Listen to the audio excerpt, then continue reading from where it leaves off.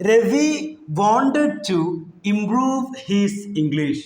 ഇവിടെ കണ്ടോ, wanted to എന്ന് പറഞ്ഞു കഴിഞ്ഞാൽ ചെയ്യാൻ ആഗ്രഹിച്ചിരുന്നു. കഴിഞ്ഞ ക്ലാസ്സിൽ പഠിച്ച ഓർമ്മയുണ്ടോ? വോണ്ട് ടു, ചെയ്യാൻ ആഗ്രഹിക്കുന്നു. അതിൻ്റെ പാസ്റ്റാണ് വാണ്ടഡ് ടു, ചെയ്യാൻ ആഗ്രഹിച്ചിരുന്നു. ഇത് കണ്ടോളി. വാണ്ടഡ് ടു ഗോ, പോകാൻ ആഗ്രഹിച്ചിരുന്നു. വാണ്ടഡ് ടു കം, വരാൻ ആഗ്രഹിച്ചിരുന്നു. വാണ്ടഡ് ടു ഈറ്റ്, കഴിക്കാൻ ആഗ്രഹിച്ചിരുന്നു. അതുപോലെ ഇംപ്രൂവ് എന്ന് പറഞ്ഞു കഴിഞ്ഞാൽ മെച്ചപ്പെടുത്തുക ആണല്ലോ. അപ്പം എന്തായി? Wanted to improve. ഇവിടെ കണ്ടോ, വാണ്ടഡ് ടു ഇംപ്രൂവ്, മെച്ചപ്പെടുത്താൻ ആഗ്രഹിച്ചിരുന്നു. ഓക്കെ, അപ്പൊ രവി മെച്ചപ്പെടുത്താൻ ആഗ്രഹിച്ചിരുന്നു. എന്ത്? ഹിസ്, അവൻ്റെ ഇംഗ്ലീഷ്. അപ്പൊ ഏകദേശം സെന്റൻസിന്റെ മീനിങ് മുഴുവനായി അല്ലേ? എന്താണ്? Ravi wanted to improve his English. Ravi അവൻ്റെ ഇംഗ്ലീഷ് മെച്ചപ്പെടുത്താൻ ആഗ്രഹിച്ചിരുന്നു. സോ അതുകൊണ്ട് അവൻ പ്രാക്ടീസ്ഡ്, പരിശീലിച്ചു. അതുകൊണ്ട് അവൻ പരിശീലിച്ചു. ഓവർ ആൻഡ് ഓവർ അഗെയിൻ, മക്കളെ മരുന്നാണ്. ഇവിടെ ഉണ്ടോ? Over and over again. ഇത് പറയുമ്പോൾ തന്നെ ഒരു ഫീലിങ്സ് ആണ് ഉണ്ടോ? ഓവർ ആൻഡ് ഓവർ അഗെയിൻ, വീണ്ടും വീണ്ടും. ഇതൊരു സെറ്റാണ്, പ്രയോഗമാണ്. ഇത് അങ്ങനെ തന്നെ പഠിച്ചു വെക്കുക. ഇതിൻ്റെ മീനിങ് ആണ് വീണ്ടും വീണ്ടും. ഓവർ ആൻഡ് ഓവർ അഗെയിൻ, വീണ്ടും വീണ്ടും. അപ്പം എന്താ ഈ ഒരു സെൻറ്റൻസിൻ്റെ ഇവിടെ ഉണ്ട് എവറി ഡേ, എല്ലാ ദിവസവും. അപ്പം എന്താ അറിയോ?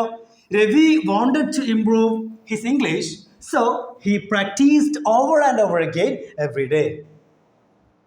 രവി അവൻ്റെ ഇംഗ്ലീഷ് മെച്ചപ്പെടുത്താൻ ആഗ്രഹിച്ചിരുന്നു. അതുകൊണ്ട് അവൻ എല്ലാ ദിവസവും വീണ്ടും വീണ്ടും പരിശീലിച്ചു എന്നായി. ഓക്കെ അല്ലേ? അടിപൊളി. ഇനി അടുത്താണ് നമ്മുടെ മരുന്നാണ്. അടുത്ത രണ്ടാമത്തെ മരുന്നാണ്. ഇവിടെ കണ്ടോളൂ, for the time being. For the time being. മക്കളെ ഇത് സെറ്റാണ്, ഇതൊരു ഫ്രേസാണ്, വാക്യമാണ്. അങ്ങനെ തന്നെ പഠിച്ചു വെക്കുക. ഇതിൽ ഓരോ വേർഡ്സ് അങ്ങോട്ടും ഇങ്ങോട്ടും ഇളക്കി കഴിഞ്ഞാൽ പണി കിട്ടും. ഫോർ ദ ടൈം ബീ എന്ന് പറഞ്ഞു കഴിഞ്ഞാൽ താൽക്കാലികമായി.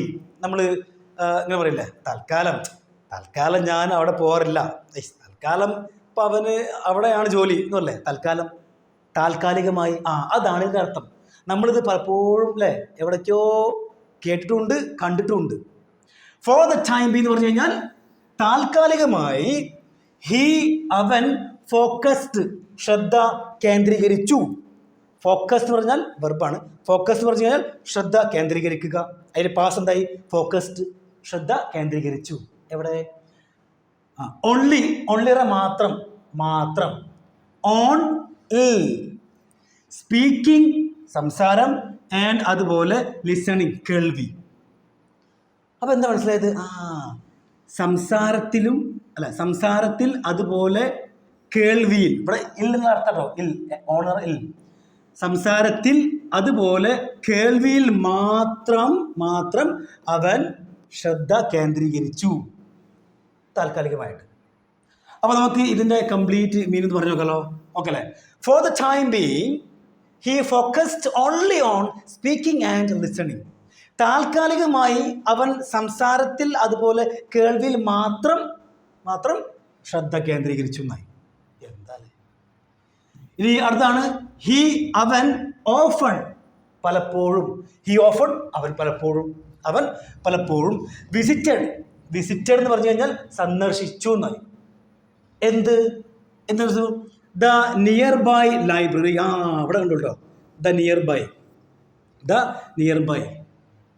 ബൈ എന്ന് പറഞ്ഞാൽ അടുത്ത് നല്ല അർത്ഥം. അടുത്തുള്ള, അങ്ങനത്തെ വെക്കണം. അടുത്തുള്ള എന്നാണ്. അടുത്തുള്ള, സമീപത്തുള്ള അല്ലെങ്കിൽ അടുത്തുള്ള. അപ്പോൾ എന്താ? അടുത്തുള്ള ലൈബ്രറി, പുസ്തകശാല.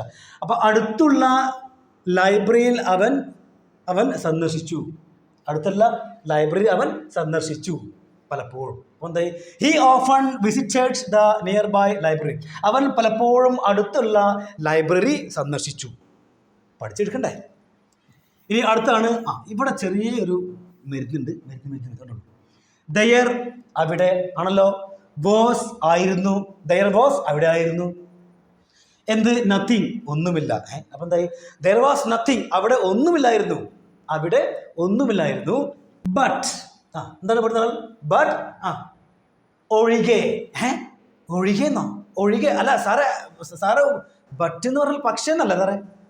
പക്ഷേ, അതെ. ബട്ട് എന്ന് പറയുന്ന വേർഡിന് രണ്ട് അർത്ഥമുണ്ട്. ഒന്നാണ് പക്ഷേ, രണ്ടാമത്താണ് ഒഴികെ. എഴുതി വെച്ചോളി, ഒഴികെ, ഒഴികെ, അതൊഴികെ, ഇതൊഴികെ എന്ന് പറയില്ല, ഒഴികെ.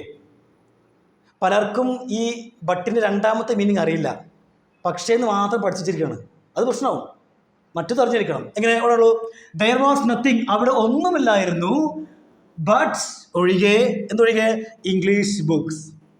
എന്ന് വെച്ചാൽ ഇംഗ്ലീഷ് പുസ്തകങ്ങൾ ഒഴികെ, ഇംഗ്ലീഷ് പുസ്തകങ്ങൾ ഒഴികെ അവിടെ ഒന്നുമില്ലായിരുന്നു. ഇംഗ്ലീഷ് പുസ്തകം മാത്രമുള്ളായിരുന്നു. മനസ്സിലായില്ലേ? അപ്പോൾ ബട്ടിന് ഒഴികെ എന്നുള്ള അർത്ഥം കൂടി ഉണ്ട്, അത് നിങ്ങൾ നോട്ട് ചെയ്യണം. അപ്പോൾ അത് ഓക്കെയാണ്. ഇനി അടുത്താണ് സോ, അതുകൊണ്ട് ഹി അവൻ ലേൺഡ്, അതുകൊണ്ട് അവൻ പഠിച്ചു. എന്ത് പഠിച്ചെന്ന് പറയുമോ? ഹൺഡ്രഡ്സ് ഓഫ്, എന്താണ്? ഹൺഡ്രഡ്സ് ഓഫ്, നൂറുകണക്കിന്, ഹൺഡ്രഡ്സ് ഓഫ് നൂറുകണക്കിന്. ഈ വേർഡ്സിലൊക്കെ നമ്മുടെ സ്പോക്കൺ ഇംഗ്ലീഷ് ബൂസ്റ്ററിൽ വളരെ ഭംഗിയായിട്ടുണ്ട് കേട്ടോ. അപ്പം ഹൺഡ്രഡ്സ് ഓഫ് എന്ന് പറഞ്ഞാൽ നൂറുകണക്കിന് ന്യൂ, പുതിയ വേർഡ്സ്, വാക്കുകൾ. അപ്പം എന്തായി? അതുകൊണ്ട് he learned hundreds of new words. അതുകൊണ്ട് അവൻ നൂറുകണക്കിന് പുതിയ വാക്കുകൾ പഠിച്ചു എന്നായി. ക്ലിയർ ആണല്ലോ? ഓക്കെ ആണ്, സെറ്റാണ്. ഇനി അടുത്തതാണ് സംടൈംസ്, ചിലപ്പോൾ അവന് ഹാഡ് ടു ചെയ്യേണ്ടി വന്നു. ഇത് പ്രയോഗമാണ്. ഹാഡ് ടു ചെയ്യേണ്ടി വന്നു. കണ്ടോളി. ഹാഡ് ടു ഗോ പോകേണ്ടി വന്നു. ഹാഡ് ടു കം വരേണ്ടി വന്നു. ഹാഡ് ടു ഈറ്റ് കഴിക്കേണ്ടി വന്നു. ഹാഡ് ടു ഡ്രിങ്ക് കുടിക്കേണ്ടി വന്നു. ഒരാൾ വന്നിട്ട് പറയാണ്, ഹോ ഇന്നലെ ഒരു പ്രത്യേക സാഹചര്യത്തിൽ കള്ള് കുടിക്കേണ്ടി വന്നു. പ്രത്യേക സാഹചര്യത്തിൽ കള്ള് കുടിക്കേണ്ടി വന്നു അല്ല, അതേതാ സാഹചര്യം? അപ്പോൾ അയാൾ പറയാണ്, എന്ത് ചെയ്യാനാ, കുപ്പിയുടെ അടപ്പ് കളഞ്ഞു പോയി. ഓക്കെ. അപ്പോൾ ചെയ്യേണ്ടി വന്നു. എന്താ പറയുന്നത്? ഇവിടെ ഉണ്ടോ? വേക്കപ്പ് എന്ന് പറഞ്ഞാൽ ഉണരുക, എന്നുവെച്ചാൽ എണീക്കുക. അപ്പം എണീക്കേണ്ടി വന്നു. അവന് എണീക്കേണ്ടി വന്നു. ഏർലി, നേരത്തെ. അപ്പം നേരത്തെ എണീക്കേണ്ടി വന്നു അല്ലേ? ആണ് sometimes he had to wake up early. ചിലപ്പോൾ അവന് നേരത്തെ എണീക്കേണ്ടി വന്നു. എന്തിന്? To attend. ടു എന്ന് പറഞ്ഞാൽ വേണ്ടി, അറ്റൻഡ് പങ്കെടുക്കുക. പങ്കെടുക്കാൻ വേണ്ടി. എന്ത് പങ്കെടുക്കാൻ വേണ്ടി അറിയോ? Online classes. അപ്പോൾ ഏകദേശം കംപ്ലീറ്റ് മീനിങ് മനസ്സിലായി. എന്താണ്? ചിലപ്പോൾ അവന് ഓൺലൈൻ ക്ലാസ്സുകളിൽ പങ്കെടുക്കാൻ വേണ്ടി നേരത്തെ എണീക്കേണ്ടി വന്നു എന്നായി. ആണല്ലോ? അതും ക്ലിയറായി. ഇനി അടുത്താണ് അവൻ വാച്ച്ഡ്, കണ്ടു. എന്ത് കണ്ടു? ഹി വാച്ച്ഡ് വീഡിയോസ്, അവൻ വീഡിയോസ് കണ്ടു. അവൻ വീഡിയോസുകൾ കണ്ടു. ത്രൂ വിച്ച് ഓർമ്മയുണ്ടോ കഴിഞ്ഞ ക്ലാസ്സിൽ? ത്രൂ വിച്ച് അതിലൂടെ, വിത്ത് വിച്ച് അതിലൂടെ, ബൈ വിച്ച് അതിലൂടെ. ഇതിനൊക്കെ അർത്ഥം സെയിം ആണ്. അതിലൂടെ അല്ലെങ്കിൽ ഇതിലൂടെ. ഏതിലൂടെ? വീഡിയോസിലൂടെ. അപ്പൊ ത്രൂ വിച്ച് അതിലൂടെ ഹി ലേൺഡ് അവൻ പഠിച്ചു. എന്ത് പഠിച്ചു അറിയോ? കറക്റ്റ്, ശരിയായ പ്രൊനൗൺസിയേഷൻ. ഇത് പ്രൊനൗൺസിയേഷൻ വായിക്കരുത്, പ്രൊനൗൺസിയേഷൻ ഉച്ചാരണം. അപ്പൊ അതിലൂടെ അവൻ ശരിയായ ഉച്ചാരണം പഠിച്ചു എന്നായി. ഇനി അടുത്ത നോക്കിക്കോളി. ഈവൻതോ എന്ന് പറഞ്ഞു കഴിഞ്ഞാൽ എന്നിട്ട് പോലും. കഴിഞ്ഞ ക്ലാസ്സിൽ നമ്മൾ ഈഫിനെ കുറിച്ച് പഠിച്ചു ഓർമ്മയുണ്ടോ? ഈഫ്, എങ്കിൽ അല്ലേ? ഈഫ് ആയിക്കോട്ടെ, ഈവൻതോ ആയിക്കോട്ടെ, ഇതിൻ്റെ ശേഷം വരുന്ന സെൻറ്റൻസ് ആദ്യം അർത്ഥം വെക്കണം, എന്നിട്ടേ ഇതിൻ്റെ അർത്ഥം വെക്കാൻ പാടുള്ളൂ. കണ്ടോളി. ഈവൻതോ, എന്നിട്ട് പോലും അല്ലെങ്കിൽ എന്നിട്ടും, അതവിടെ കിടക്കട്ടെ സൈഡിൽ. ആദ്യം അതിൻ്റെ അടുത്ത് നോക്കാം. ലേണിംഗ് ഇംഗ്ലീഷ് പഠിക്കുക വാസ് ആയിരുന്നു. എന്തായിരുന്നു? ഇംഗ്ലീഷ് പഠിക്കുകയായിരുന്നു. ഇത് ക്വൈറ്റ്. ഇവിടെ കണ്ടോ? ക്വൈറ്റ് എന്ന് പറഞ്ഞു കഴിഞ്ഞാൽ ഇപ്പം നിങ്ങളുടെ മനസ്സിൽ എന്താണെന്ന് അറിയോ? ഞാൻ പറയട്ടെ, നിങ്ങളുടെ മനസ്സിൽ ഇതാണ് വന്നത്. എന്ത്? മിണ്ടാതിരിക്കുക, സൈലൻറ്റ് എന്നൊക്കെ അർത്ഥം വന്ന്. അതല്ല. ഒരു 90% വിദ്യാർത്ഥികൾക്ക് സംശയമുള്ള സംഭവമാണത്. സംശയമല്ല, തെറ്റായിട്ട് പഠിച്ചിരിക്കുകയാണ്. ക്വൈറ്റ്, ഇതിൻ്റെ സ്പെല്ലിംഗ് കണ്ടോ? QUITE ആണ് ക്വൈറ്റ്. ഇതിൻ്റെ അർത്ഥമാണ് വളരെ. വെരി എന്ന് പറയില്ല, വെരി ഹാൻസം എന്ന് പറയില്ല, വെരി ഹാൻസം. അതിന് പറയാം ക്വൈറ്റ് ഹാൻസം, വെരി ബ്യൂട്ടിഫുൾ എന്ന് പറയില്ലേ, ക്വൈറ്റ് ബ്യൂട്ടിഫുൾ. അപ്പോൾ ക്വൈറ്റ് എന്ന് പറയുന്നത് വളരെ എന്നാണ്, വളരെ.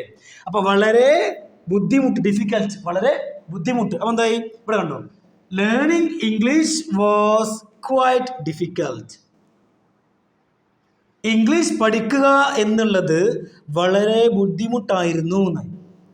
ഇംഗ്ലീഷ് പഠിക്കൽ എന്താണ്, വളരെ ബുദ്ധിമുട്ടായിരുന്നു അറ്റ് ഫസ്റ്റ്, ആദ്യം. അപ്പോൾ ഏകദേശം ഇനി വന്നല്ലോ അല്ലേ, എന്തായി ഈവൻ ദോ, ഇനി അതിനുശേഷം ഈവൻ ദോ പറഞ്ഞാൽ മതി. എങ്ങനെ, ഇവിടെ നോക്കണം, ഇംഗ്ലീഷ് പഠിക്കുക, ഇവിടെ കണ്ടോ അറ്റ് ഫസ്റ്റ്, ആദ്യം ഇംഗ്ലീഷ് പഠിക്കുക എന്നുള്ളത് വളരെ ബുദ്ധിമുട്ടായിരുന്നു, എന്നിട്ട് പോലും, ഈ എന്നിട്ട് പോലും ലാസ്റ്റ് പറഞ്ഞ കേട്ടോ, എന്താ പറഞ്ഞ്, ലേണിംഗ് ഇംഗ്ലീഷ് പഠിക്കുക എന്നുള്ളത് വളരെ ബുദ്ധിമുട്ടായിരുന്നു ആദ്യം, എന്നിട്ട് പോലും he never gave up. He നിറൽ അവൻ, നെവർ നിറൽ ഒരിക്കലുമില്ല, ഗേവ് അപ്പ് ഗിവ് അപ്പ് വിട്ടുകൊടുക്കുക, അതിൻ്റെ പാസ്റ്റാണ് ഗേവ് അപ്പ്. എന്തായി, ഹി നെവർ ഗേവ് അപ്പ്, അവൻ ഒരിക്കലും വിട്ടുകൊടുത്തില്ല.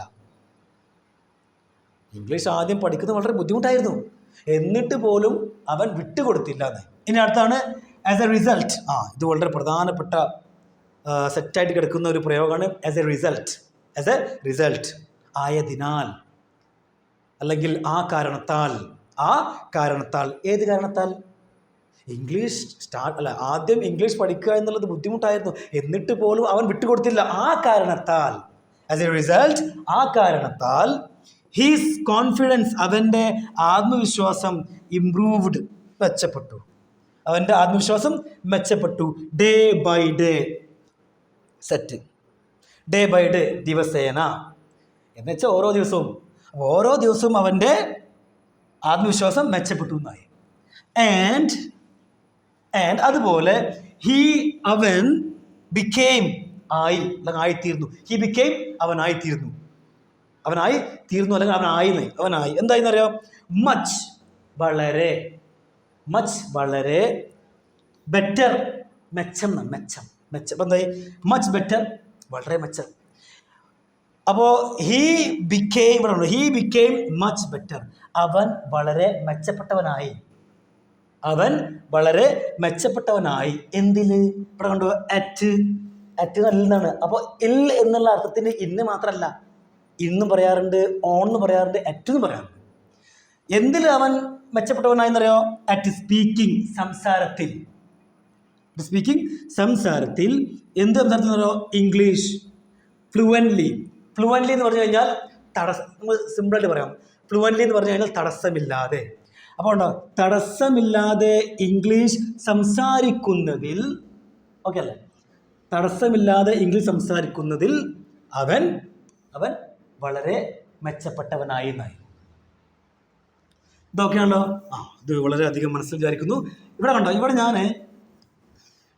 വോണ്ടഡ് ടു എന്ന് പറയുന്ന പ്രയോഗത്തിൻ്റെ മുകളിൽ 148 പേജ് നമ്പറാണ്. നമ്മുടെ സ്പോക്കൺ ഇംഗ്ലീഷ് ബൂസ്റ്ററിൽ പേജ് നമ്പർ 148 ഓപ്പൺ ചെയ്താൽ അവിടെ വളരെ മനോഹരമായിട്ട് എക്സ്പ്ലെയിൻ ചെയ്തിട്ടുണ്ട്, എക്സാമ്പിൾ അടക്കം. അത് ഓപ്പൺ ചെയ്യുക, വായിക്കുക. അതുപോലെ ഇവിടെ കണ്ടോ, ഓവർ ആൻഡ് ഓവർ അഗെയിൻ, വീണ്ടും, അതുപോലെ താൽക്കാലികമായി, ഇതൊക്കെ നമുക്ക് പേജ് നമ്പർ 21 കാണാൻ പറ്റും. ഈ 21 പേജ് നമ്പറില്ല, അത് നിങ്ങൾ ഓപ്പൺ ചെയ്തിട്ട് കംപ്ലീറ്റ് വായിക്കണം. സ്വസ്ഥമായിട്ട് ഇരുന്ന് വായിച്ചു നോക്കി, നല്ല അടിപൊളി. ആ പേജ് കംപ്ലീറ്റ് എൻ്റെ ഫേവറേറ്റ് ആണ്. 21 നല്ല അടിപൊളി ഫ്രേസുകളോ വാക്യങ്ങളാണ്, ശരിക്കും നിങ്ങൾ വായിക്കണം അത്. അതുപോലെ ഇവിടെ കണ്ടോ, had to page number 143 143 open ചെയ്യുക, അവിടെ കാണും ചെയ്യേണ്ടി വന്നു. നിങ്ങൾ കംപ്ലീറ്റ് വായിക്കട്ടോ, ആ കംപ്ലീറ്റ് ഉദാഹരണങ്ങൾ വായിക്കണം. അപ്പം എന്തായി മനസ്സിലാവും, അത്ര മനോഹരമായിട്ട് എക്സ്പ്ലെയിൻ ചെയ്തിട്ടുണ്ട്. അതൊക്കെ ആ ബുക്കിലുള്ളതാണ്. ഓക്കെ, ഇനി നിങ്ങൾക്ക് എന്ത് ചെയ്യാം, നിങ്ങൾക്ക് തീർച്ചയായിട്ടും ഇതിൻ്റെ സ്ക്രീൻഷോട്ട് എടുക്കാവുന്നതാണ്. ഞാനൊരു കാര്യം പറയട്ടെ നിങ്ങളോട്, നമ്മുടെ സ്പോക്കൺ ഇംഗ്ലീഷ് ബൂസ്റ്റർ എന്ന് പറഞ്ഞൊരു ഡിജിറ്റൽ ബുക്കാണ്, ഇ ബുക്കാണ്. ഓക്കെ, നമുക്ക് ഇ ബുക്ക് ആകുമ്പോണ്ടോ, നമുക്ക് കാറിലായിക്കോട്ടെ, ബസ്സിലായിക്കോട്ടെ, എവിടെ ആയിക്കോട്ടെ, നമുക്ക് തുറന്ന് ഓപ്പൺ ചെയ്ത് വായിക്കാം. അതുകൊണ്ട് ആ സാധാ ബുക്കിനേക്കാൾ ഏറ്റവും കൂടുതൽ ബെറ്റർ ഏതാണ്? സാധാ ബുക്കായിട്ട് ഇറങ്ങിയിട്ടില്ല, അതുകൊണ്ടാണ്.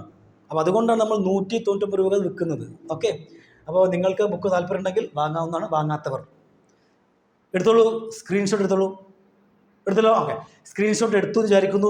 എനിക്കറിയാം നിങ്ങൾക്ക് എൻ്റെ വീഡിയോസ് വളരെയധികം ഇഷ്ടം ആകുന്നു എനിക്കറിയാം. അപ്പോൾ നിങ്ങൾ എന്ത് ചെയ്യുക, മാക്സിമം നിങ്ങളുടെ ഫ്രണ്ട്സിലേക്ക് എന്ത് ഷെയർ ചെയ്യുക. പറ്റുമെങ്കിൽ നിങ്ങളുടെ വാട്സപ്പ് സ്റ്റാറ്റസൊക്കെ വെച്ചോളൂ, കണ്ടോട്ടെ ആളുകൾ.